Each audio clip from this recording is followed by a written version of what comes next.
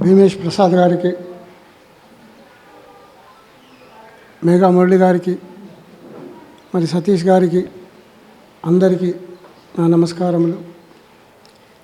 మొదటగా బ్రహ్మర్షి సుభాష్ పత్రిజీ గారికి నా ఆత్మ ప్రణామములు. ఇక్కడ విచ్చేసిన ధ్యానులందరికీ నా ప్రణామములు, నమస్కారములు.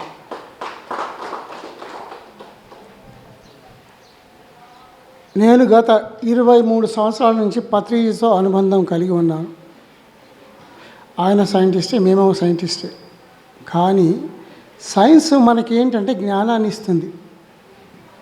మనం అనుకునే ఈ సైన్స్ ముక్తినిచ్చే సైన్స్ అయిపోయింది, ముక్తినిస్తుంది.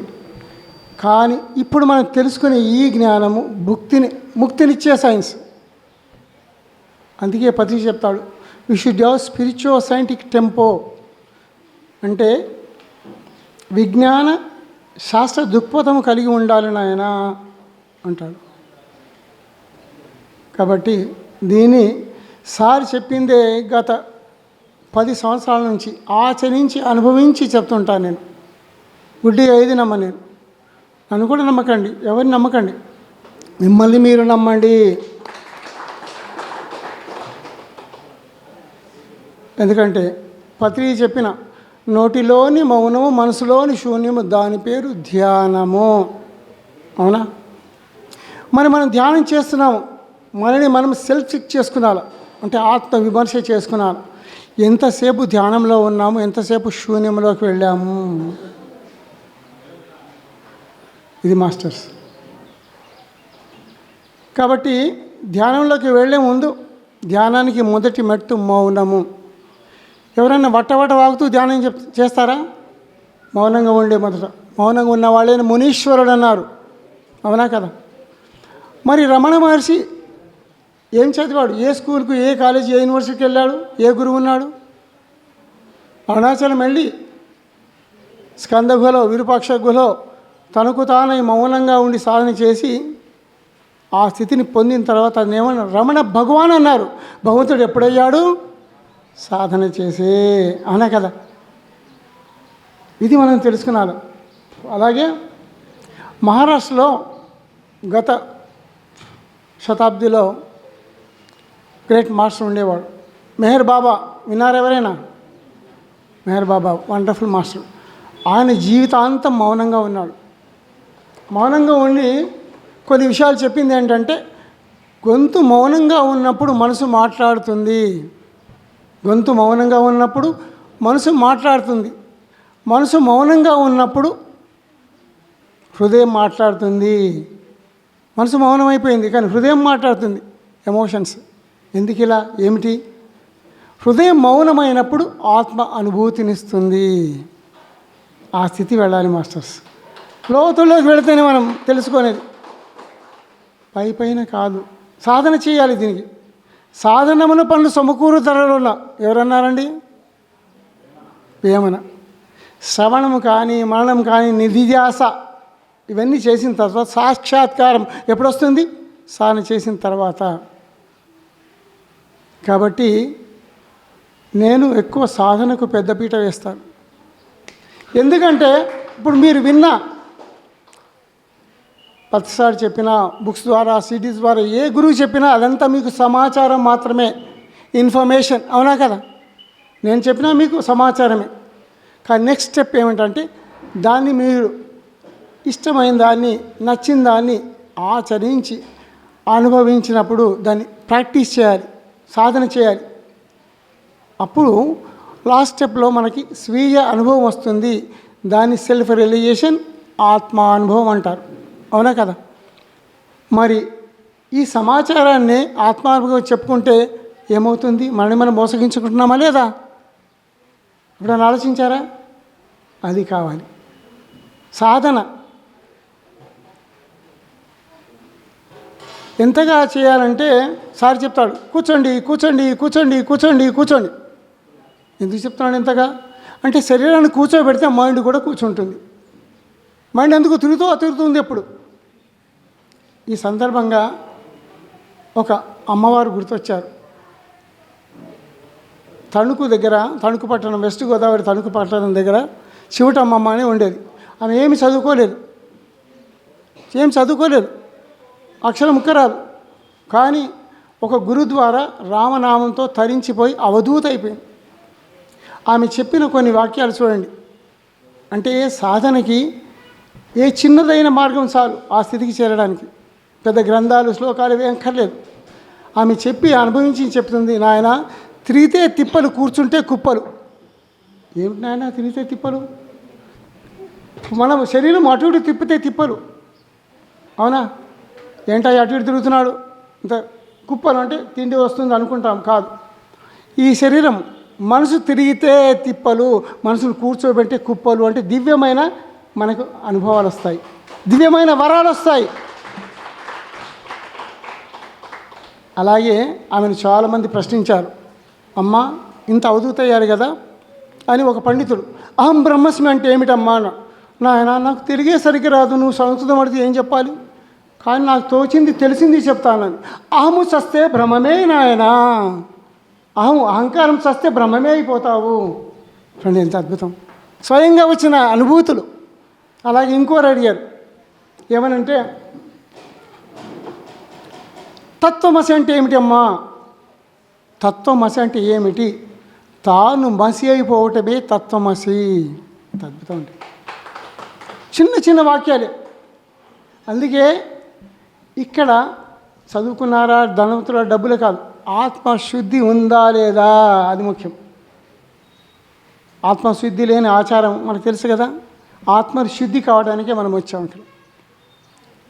ఎందుకంటే ఎవరైనా తారతమ్యం ఇక్కడ లేదు, అందరు సమానమే. ఈ వృత్తిరీత్యా మనం చిన్న గొప్ప కావచ్చు, కానీ ఆత్మలు అన్నీ ఒకటే. తెలుసా? అందరిలో ఉన్నది ఆత్మే, అందరిలోనూ గాలే, అవును కదా, అందరిలోనూ నీరే, పంచభూతాలన్నీ అందరిలోనూ ఉన్నాయి. కాబట్టి మాకు తెలిసిన ఈ రాకెట్ సైంటిస్టులు కూడా తెలుసు, మేము సైంటిస్టులు కాబట్టి రాకెట్ సైంటిస్టులు తెలుసు. వాళ్ళని అడిగాను, ఏం చేస్తారండి? రాకెట్లు పంపిస్తామండి ఈ చంద్రుడి మీదకో లేక మార్స్, కుజగ్రహము, ఉపగ్రహం మీదకి వెళ్ళడానికి మనం పంపిస్తుంటాము. అవి కక్షలో చేరేంత వరకు పంపిస్తుంటామండి. చాలా సంతోషం అండి. అక్కడ ఏం తెలుసుకుంటారు? ఏదో అక్కడ ఏముందో తెలుసుకుంటాము. సరే మంచిదే, కానీ అంతా తెలుసుకున్నా మళ్ళీ కిందికి వస్తారు, అది మాత్రం భౌతికమే కదా. అవునండి, ఏదో చేస్తున్నాం. నేను చెప్పాను, పంపించదలుకుంటే ఒక్క రూపాయి కానీ ఖర్చు లేకుండా మీరు ఎన్నెన్నో గ్రహాలు తిరిగి రావచ్చు అంటే, ఏమిటంటే చెప్పండి అన్నారు. చేస్తానని. సరే కూర్చొని కళ్ళు మూసుకొని ధ్యానం చేయండి. మీ యాస్ట్రల్ బాడీ బయటికి వచ్చేసి ఎన్నెన్నో లోకాలు తిరిగి వస్తుంది వితౌట్, కానీ ఖర్చు లేకుండా ఆ జ్ఞానాన్ని తెస్తుంది.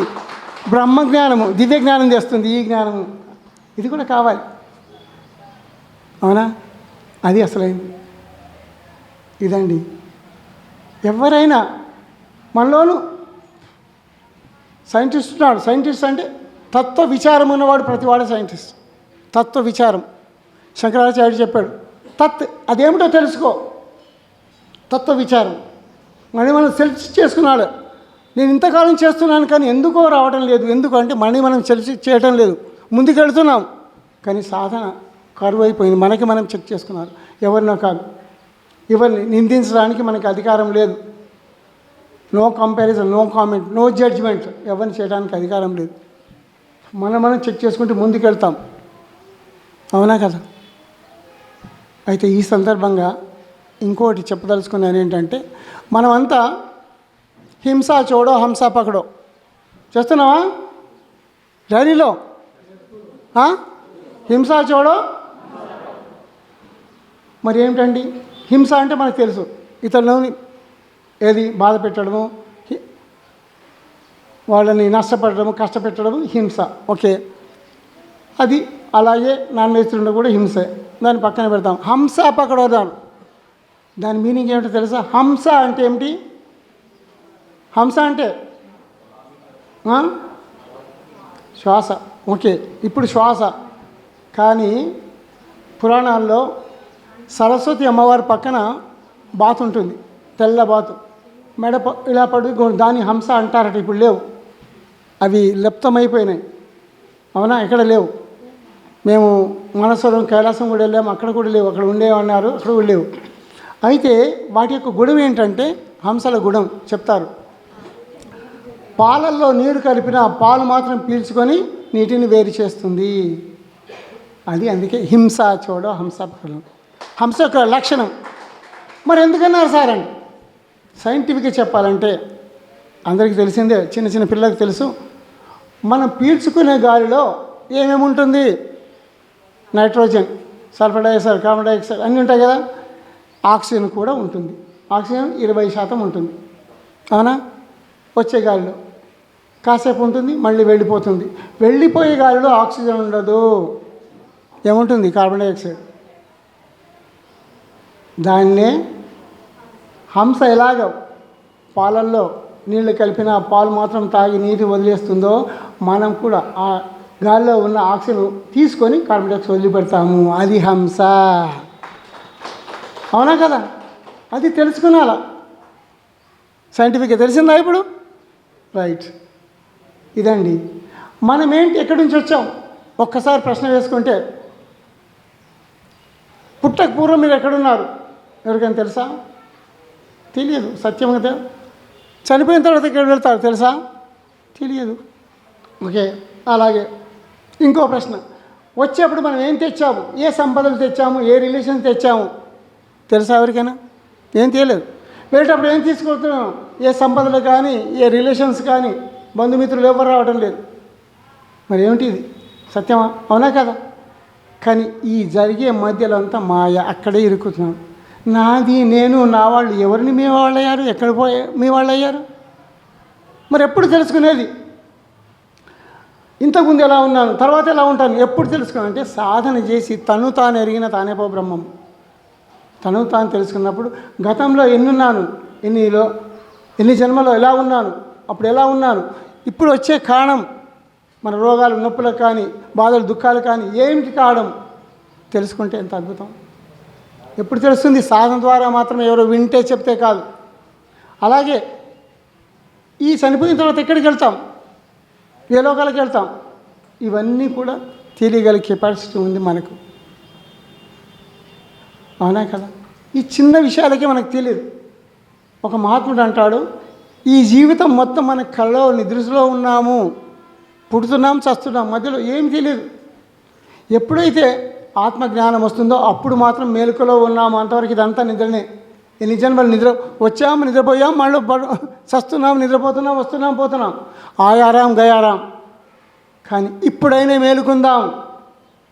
ఇదే ఆఖరి జన్మ చేయాలంటే ఇప్పుడైనా మేలుకొని ఇదే ఆఖరి జన్మ చేసి మళ్ళీ రాకుండా ఉండటానికి ఒకటే మార్గము, ధ్యానము, ధ్యానము, ధ్యానం. అవునా కదా? ధ్యానానికి మొదటి మెట్టు మౌనము. మౌనాన్ని నేను ఇంతగా ఎందుకు చేస్తున్నాను అంటే, నేను కూడా మౌనంగా ఉంటాను. ఇప్పుడు కడతాల్లో కానీ ప్రతిసారి వెళ్ళిపోయిన తర్వాత 20 నెలల నుంచి కూడా నేను ప్రతి నెల 7 రోజులు 1వ తారీఖు నుంచి 7వ తారీఖు మౌనమే కండక్ట్ చేస్తుంటే చాలామంది వచ్చి ఉన్నారు కూడా. నేను ఎక్కువ మాట్లాడను అక్కడ కూడా. రోజుకి 10 గంటలు ధ్యానం చేపిస్తాను. కూర్చోనాలి, కూర్చోండి కూర్చోండి కూర్చోండి మౌనంగా.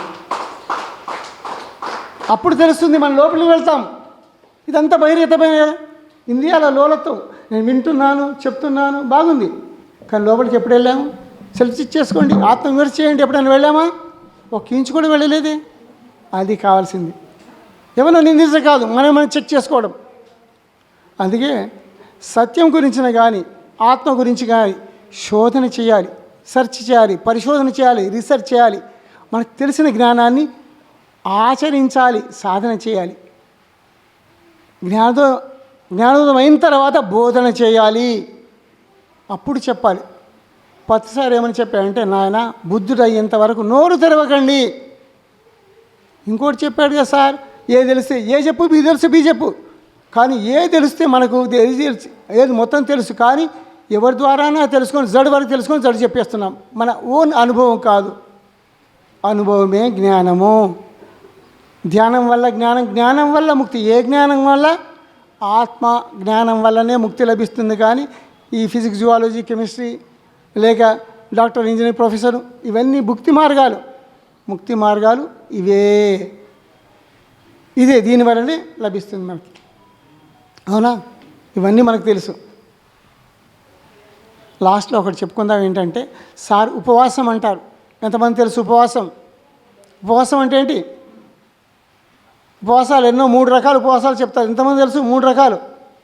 సరే చెప్పుకుందాం. సార్ చెప్పింది దీనికి ఉపవాసం, అన్నం తినకుండా ఉంటే దీనికి ఉపవాసం, దీనికి మాట లేకుండా ఉంటే దీనికి ఉపవాసం, దీనికి ఆలోచన అది లేకుండా ఉంటే ఉపవాసం. ఆలోచన రహిత స్థితే శూన్యము. దీన్నే ఎవరంటే జీసస్ క్రైస్ట్ చెప్పాడు, నేను 40 రోజులు ఉపవాసం ఉన్నాను, దేవుని రాజ్యంలో ప్రవేశించాను అంటే దీనికి ఉపవాసం కదండి. దీనికి ఉపవాసం అంటే దేవుని రాజ్యం అంటే ఆత్మ సామ్రాజ్యం తెలుసుకోలేరు. దీనికి ఉపవాసం అంటే మౌనంగా ఉన్నంత మాత్రం అది మెట్టు మాత్రమే, లోపలికి వెళ్ళలేరు. దీనికి ఉపవాసం ఉన్నాను అంటే ఆలోచన రహిత స్థితిలో ఉన్నాను, అప్పుడు నేను ఆత్మ సామ్రాజ్యం దేవుని సామ్రాజ్యంలో చేరాను అని చెప్పాడు. చాలా అద్భుతం. ఒకసారి గ్రేట్ మాస్టర్ జీసస్ క్లాప్స్ కొడదామండి. సండే నాడు ఆయన అందరూ ఆరాధిస్తారు, మాకు అందరూ సమానమే. ఒకసారి ఆయన ప్రశ్నించాను, అతను కనిపించినప్పుడు ధ్యానంలో ప్రశ్నించాను, ఏమైనా మంచి విషయాలు చెప్పండి. ఎన్నో అప్పుడు చెప్పాడు, where there is internal silence there is no violence. ఎక్కడ అంతర్గత మౌనం ఉంటుందో అక్కడ హింస ఉండదు. ఇప్పుడు మనం కొట్టాలి తిట్టాలి అన్నప్పుడు ఆలోచన చేస్తాం కదా, ఇక్కడ ఆలోచన లేకుండా ఉంటే ఆ మాట చెడుగా ఉండదు, చేతి చెడుగా ఉండదు. స్టార్టింగ్ ఇక్కడ కాబట్టి దీనికి మూలం. అందుకే ఎప్పుడైతే అంతర్గత మౌనం ఉంటుందో అక్కడ హింస ఉండదు. Where there is internal silence there is no violence. అద్భుతం. ఇంకోటి చెప్పాడు, silence is licence to enter the kingdom of God. దేవుని రాజ్యంలోకి ప్రవేశించడానికి మౌనమే పర్మిషన్, అర్హతా పత్రం. ఎంత అద్భుతం చెప్తాడు. ఇవి ఏ బుక్లో ఉండవు, కానీ డైరెక్ట్ డౌన్లోడ్ చేసిన చాలా ఉంటాయి.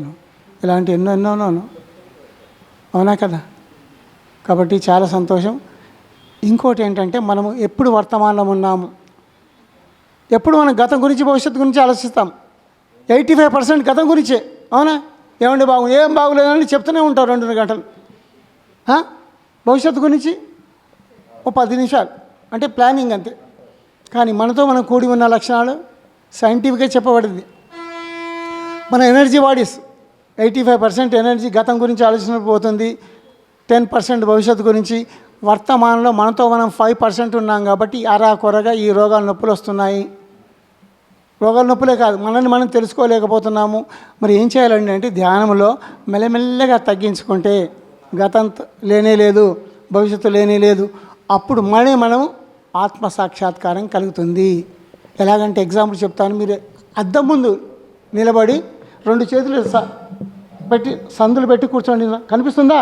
సన్నగా కనిపిస్తారు, మిమ్మల్ని కనిపిస్తారు, మిమ్మల్ని మీరు కూడా చూడలేరు. కానీ ఇదేంటి గతము, ఈ భవిష్యత్తు అనుకోండి. మెల్లగా గతాన్ని తీసేసాం, భవిష్యత్తు తీసేసాం. అప్పుడు ఎలా ఉంటుంది? వర్తమానంలో మనము సాక్షాత్కరించుకుంటాము. ఇది ఆత్మజ్ఞానము. అక్షరాల పాటిస్తాను నేను. సాధన చేయాలండి, సాధన చేస్తే అద్భుతం. అలాగే గతం గురించి ఆలోచిస్తే బాధ కలుగుతుంది, భవిష్యత్తు గురించి భయం కలుగుతుంది. వర్తమానమే అద్భుతమైన ప్రశాంతత ఉంటుంది. Past is tears, present is past is tears, future is fears, present is cheers. ప్రజెంట్లోనే మనకు అద్భుత ఆనందం ఉంటుంది. గతం అంటే హిస్టరీ జరిపోయిన దాని, భవిష్యత్తు జరగలేదు, దీని గురించి ఆలోచిస్తాం. వర్తమానం మనం కోల్పోతున్నాం. మనం ఇప్పుడు బతికే ఉన్నాం, జీవించాం, మనం మర్చిపోతున్నాం. అందుకే ఎవరైతే వర్తమానంలో ఉంటారో వారు సగం యోగులు నా దృష్టిలో. ప్రతిసారి చూడండి, ఎప్పుడు వర్తమానంలో ఉంటా ఏంటా అప్పుడే. నేను 2002లో ప్రాక్టికల్గా గుడ్డిగా నమ్మను కాబట్టి 2002లో ఒక బుక్ దొరికింది నాకు, పవర్ ఆఫ్ నవ్ అని. ఎకార్ట్ టోలే అని జర్మన్ మాస్టర్ రాశాడు. ఆయన ఎన్లైటెన్ మాస్టర్ స్వయంగా. అది తర్వాత వర్తమాని భవాని ఒక బుక్ వచ్చింది. ఎంతమంది చదివారు? అది చదవని తెలుస్తుంది. దాన్ని ఆచరించి ఈ జన్మలో ఇప్పుడు మీ ముందున్నాను. ఎప్పుడు వర్తమానంలో ఉంటాను. గతం అక్కర్లే, భవిష్యత్తు అక్కర్లే. హ్యాపీ. ధ్యానం చేస్తే ఇంకా ఎనర్జీ పెరుగుతుంది, అన్ని కుండలిని జాగ్రత్త అవుతాయి, ఇవన్నీ ఆటోమేటిక్గా వచ్చేస్తాయి. సాధన కావాలి. అవునా కదా? మనం ఎప్పుడు గతంలో ఏమండి బాగున్నాయి, ఏం బాగులేదు, అన్నీ నెగిటివే. పాజిటివ్ వైపు నాన్న నెగిటివ్ తొందరగా ఆకర్షిస్తాం, పాజిటివ్ గుర్తుండదు. సో కాబట్టి సెల్ఫ్ చెక్ చేసుకున్నాను. మనం చెక్ చేయడం లేదు, ఇతరులు చెక్ చేస్తున్నారు. ఏమండి మీరు బాగున్నారా, మీరు బాగున్నారని వేలెత్తి ఇతరులు చూపుతున్నారు. వాళ్ళు బాగలేరు వేలు. ఒకవేళ బాగలేకపోతే అటుగా చూపించాల్సింది, ఆ వేలు ఇటు తిప్పి మనలో ఏమైనా లోపాలు ఉంటే సరిదిద్దుకోవడానికి ఈ వేలు పనికొస్తుంది, కానీ ఇతరులను పాయింట్అవుట్ చేయడానికి కాదు మై డియర్ మాస్టర్స్. అవునా కదా? మనం ఎప్పుడు ఇలా వేరే చూపుతూనే ఉంటారు. వాళ్ళు బాగలేరు. ఒకసారి మీరు బాగున్నారంటే నాకు తెలియదు. అవునా? ఇది ధ్యానంతో పాటు ఇవన్నీ సహజంగా మనం నేర్చుకుంటే అద్భుతం అండి. ప్రాక్టికల్గా డే టు డే లైఫ్లో జరిగేవి, ఇది శాస్త్రాలు కాదు. అవునా? అందుకే సార్ ఇంగిత జ్ఞానం కావాలంటాడు. అంటే సహజావబోధ, మన హిందీ జ్ఞానం లేదు. ఎప్పుడు ఎలా మాట్లాడాలి, ఏ టైంలో మాట్లాడాలి, ఎప్పుడు ఏం చేయాలి, ఏది చేయాలి, ఇవన్నీ మన ఈ సత్సంగం వల్ల, స్వాధ్యాయం వల్ల, సాధన వల్ల అన్నీ వస్తాయి, లభిస్తాయి. అదే ఆత్మజ్ఞానం నా దృష్టిలో ఒక 10th క్లాస్ లెవెల్ అయితే, అవునా, మనం ఎడ్యుకేషన్ చదువుకుంటాగా, LKG, UKG, 10th class, intermediate, degree, PG, PhD. ఆత్మజ్ఞానం అయితే మనం తెలుసుకోవడం అయితే, బ్రహ్మజ్ఞానం అంటే పీజీ. బ్రహ్మజ్ఞానం ఎవరిచ్చేది కాదు, మనం పుచ్చుకునేది. ఆత్మజ్ఞానం తెలిసే 10th క్లాస్ అయినవాడు కదా యూనివర్సిటీ వెళ్తాడు, లేకుండా ఎలా వెళ్తాడు? కాబట్టి మనమంతా ఆల్రెడీ పీజీలో ఉన్నాం. అవునా కదా? We are divined by default. పుట్టుకతో మనం దివ్యలమే. నేను మనిషిని అని చుట్టూ నేను మనిషి అనుకుంటున్నాం, కాదు. మనం ఈ భూమి మీద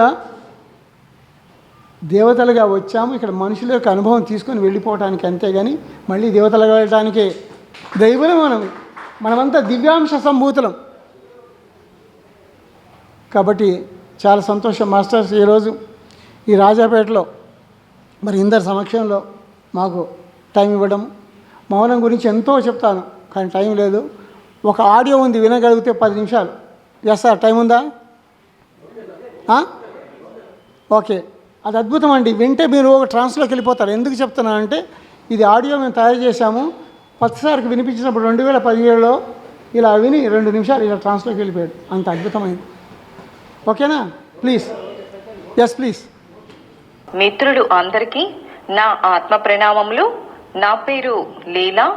నేనిప్పుడు మౌనం యొక్క గొప్పతనాన్ని, మౌనాన్ని పాటించడం వలన కలిగే అద్భుతమైన ప్రయోజనాల గురించి ఇప్పుడు మనమంతా తెలుసుకుందాం. మౌనం మౌనం మౌనం. సందిగ్ధంలో ఉన్నప్పుడు మౌనం, సంతోషంగా లేనప్పుడు మౌనం, మనస్సు బాధపడుతున్నప్పుడు మౌనం, మనస్సుని అర్థం చేసుకోవడానికి మౌనం, మౌనంతో అంతరంగ ప్రయాణం, మౌన మేళవింపుతో చేసే ప్రయాణం, మనిషి మనో ఇచ్చ కొరకు చేసే ప్రయాణం. మనుషునికి లభించిన సహజ ఆయుధం మౌనం. మౌనం దైవ భాష, సనాతనం.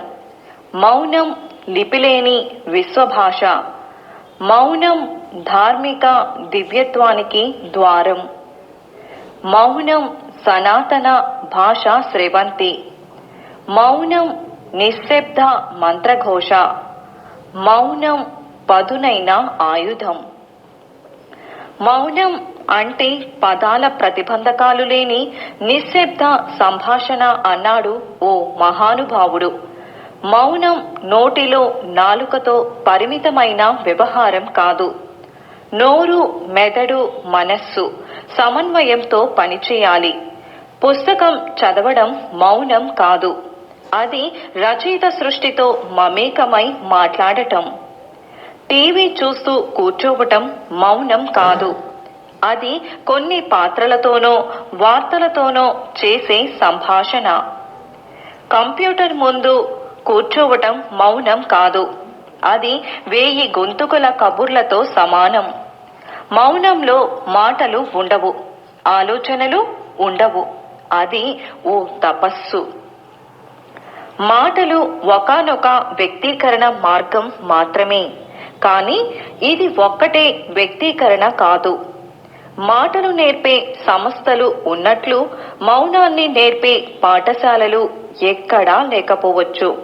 అయితే ఒక్క మాట, మౌనాన్ని మించిన కమ్యూనికేషన్ లేదు. మౌనం అర్ధ అంగీకారం మాత్రమే కాదు, ఒక్కోసారి పూర్తి అంగీకారం కూడా. గతంలో అర్థం లేకుండా మాట్లాడినందుకో, అనవసరంగా తూలనాడినందుకో పశ్చాత్తాపడి వారు ఎంతో మందిని చూస్తూ ఉంటారు. కానీ మౌనం కారణంగా బాధపడ్డ సందర్భాలు చాలా అరుదు. మానవుణ్ణి మాధవునిగా చేయునది మౌనమే. అట్లే మానవుణ్ణి మృగముగా చేయునది మితిలేని మాటలే. మనుషులు అందరూ మాటలకు అలవాటు పడిపోయారు. మాట్లాడలేకపోతే పిచ్చెక్కినట్టు అనిపిస్తుంది. మాట్లాడాలి, ఏదో ఒకటి మాట్లాడాలి. మాట్లాడలేకపోతే వారి మీద వారికే అనుమానం వచ్చేస్తుంది. మౌనంగా ఉన్నట్టు కనీసం కలలు కూడా కనలేరు. అలాంటి కలలు రావు. కలలు మనుషుల ఆలోచనల్ని ప్రతిబింబిస్తాయి, మనుషుల జీవితాన్ని ఎత్తి చూపుతాయి. మౌనంలోని అందాన్ని, ఆనందాన్ని ఆస్వాదించాలనుకునేవారు ముందుగా మాటల మత్తు నుండి బయటపడాలి. ఇది ఏ ఒక్క రోజులో సాధ్యం కాదు. మనం మాటల్ని తగ్గించుకోవాలి, పొదుపుగా వాడాలి, అవసరం ఉన్నంత వరకే మాట్లాడాలి. మౌనాన్ని అనుభూతి చెందటానికి సంపూర్ణ ఆరోగ్యం కావాలి. ఆరోగ్యకరమైన శరీరంలోనే ఆరోగ్యకరమైన మనస్సు ఉంటుంది. రోగాల మనస్సు మౌనంగా ఉండలేదు, బాధతో మూలుగుతూ ఉంటుంది. ఈ పరిస్థితి రాకూడదు అని అనుకుంటే శరీరాన్ని ఆరోగ్యంగా ఉంచుకోవాలి, మంచి అలవాట్లు పెంచుకోవాలి, కృత్రిమ జీవన శైలిని వదిలిపెట్టాలి. మౌనం మానవ సంబంధాల మీద సానుకూల ప్రభావం చూపిస్తుంది. మాట తోలడం వల్ల పుట్టుకొచ్చే విపరీత పరిణామాలు ఉండవు. ఉద్యోగ జీవితంలో, వ్యక్తిగత జీవితంలో మనం ఎదుర్కొనే రకరకాల సమస్యలకు మౌనంలోనే సమాధానం దొరుకుతుంది. ఎందుకంటే మౌనంగా ఉన్నప్పుడే మనం బాగా ఆలోచించగలం. మాటలకు, ఆలోచనలకు అస్సలు పొత్తు కుదరదు. నాణ్యమైన యంత్రం శబ్దం చేయదు, సాఫీగా తన పని తాను చేసుకుపోతుంది. సమర్థులు కూడా అంతే, మౌనంగా తమ పని తాము చేసుకుపోతూ ఉంటారు. శబ్దం ప్రాపంచిక వ్యవహారం, నిశ్శబ్దం ఆధ్యాత్మిక వ్యవహారం. దేవుని రాజ్యంలోనికి ప్రవేశించడానికి మౌనమే ఉత్తమ అర్హత పత్రం. ఎక్కడ అంతర్ముఖ మౌనం ఉంటుందో అక్కడ హింస అన్నది ఉండదు. మౌనం మనలో నుంచి పుట్టుకొచ్చే అపార శక్తిని వృధాగా ప్రోనీయదు.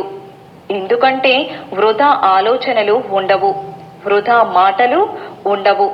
ప్రతి ఆలోచన లక్ష్యం వైపే, ప్రతి మాట అర్థవంతమే. అప్పుడు సమూహాల్లో కూడా ఒంటరిగా ఉండగలం, అవసరమైతే ఒంటరి సమూహం కాగలం. ఏకాంతానికి, జనసంద్రానికి తేడా ఉండదు. ఎక్కడ ఉన్నా, ఏ పరిస్థితుల్లో ఉన్నా మౌనాన్ని పాటించగల శక్తి వస్తుంది. మౌనం అంటే హృదయం మాట్లాడుతుంది. హృదయం మౌనం అయినప్పుడు అంతరాత్మ అనుభూతిని ఇస్తుంది.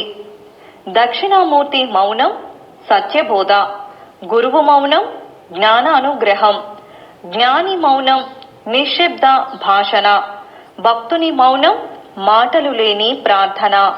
ఆధ్యాత్మిక సాధనలో మౌనమే ఆలవాలం. సాధనలో మనస్సు, మాట అనగాలి, అంతఃకరణ శుద్ధి జరగాలి. అప్పుడే అక్కడే మౌనం ప్రారంభమవుతుంది. ఈ మౌనం నుండి జ్ఞానం ఉదయిస్తుంది. ఈ మౌనానుభూతే అసలైన పరిపూర్ణ జ్ఞానం. ఈ జ్ఞానమే ముక్తిని ప్రసాదిస్తుంది. మౌనం మన అంతరంగాన్ని ప్రబోధిస్తుంది. మౌనం అంతర్ముఖ పయనం చేస్తుంది. మౌనం అంతర్యామిని దర్శింపచేస్తుంది.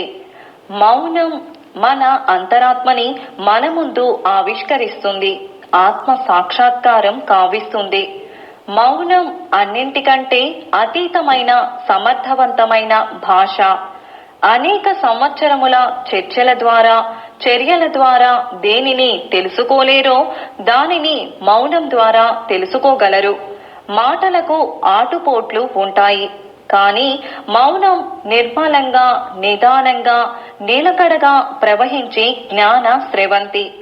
మౌన వాక్య ప్రకటితర పరబ్రహ్మతత్వం, వాక్కునకు మనస్సునకు అందని పరమాత్మతత్వం మౌనం ద్వారానే ప్రకటింపబడుతుంది.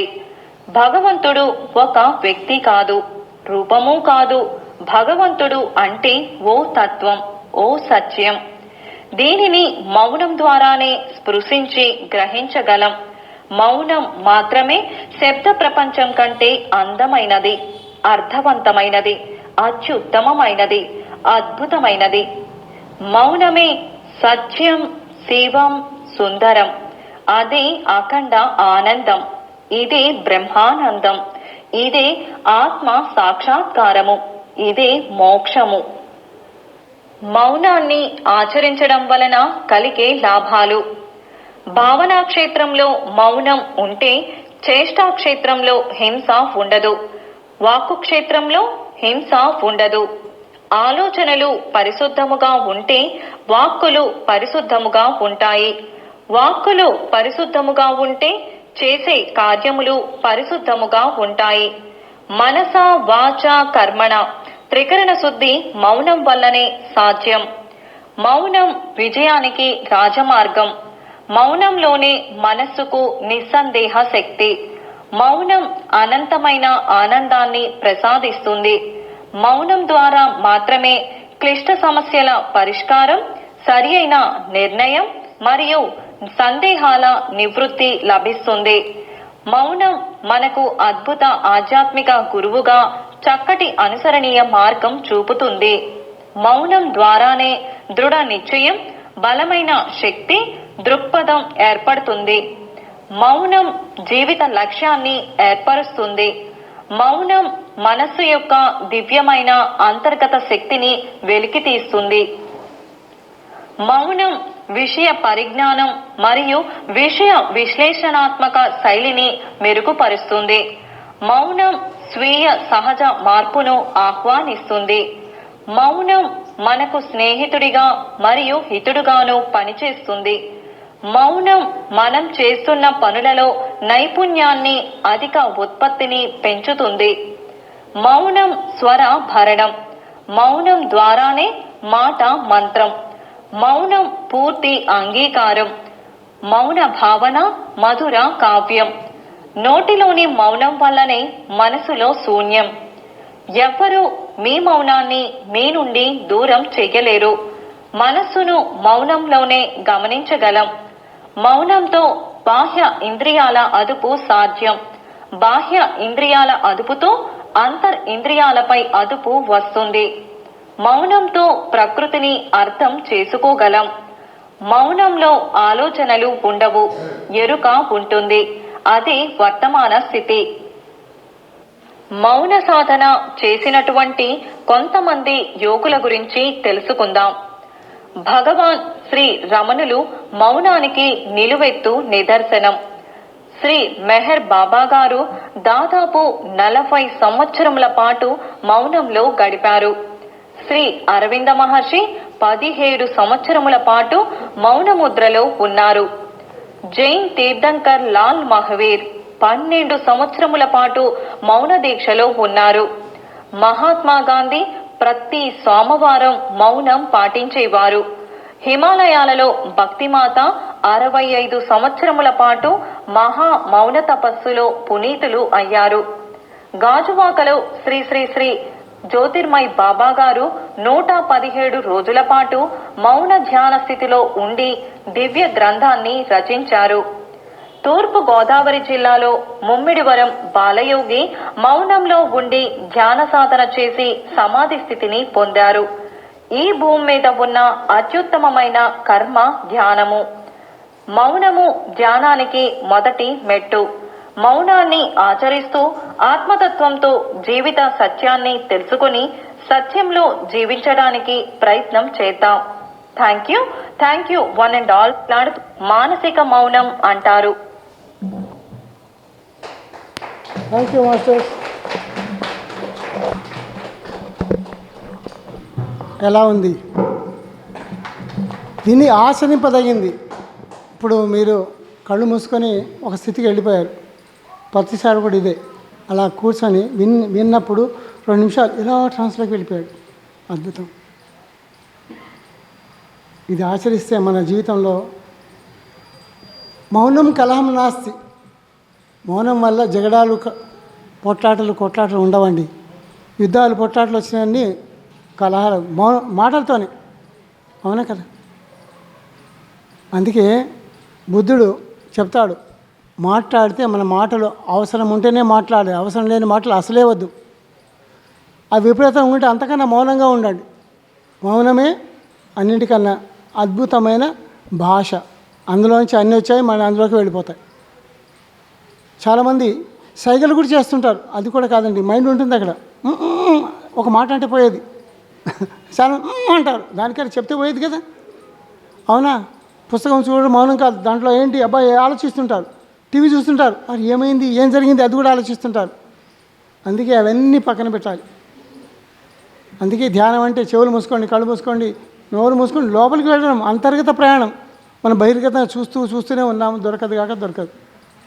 మై డియర్ మాస్టర్స్, సాధన ద్వారా అన్నీ సాధించుకోవచ్చు. ఈ జన్మలోనే ఆఖరి జన్మ చేయడానికి వచ్చాము మనమందరం, మనకు తెలుసు.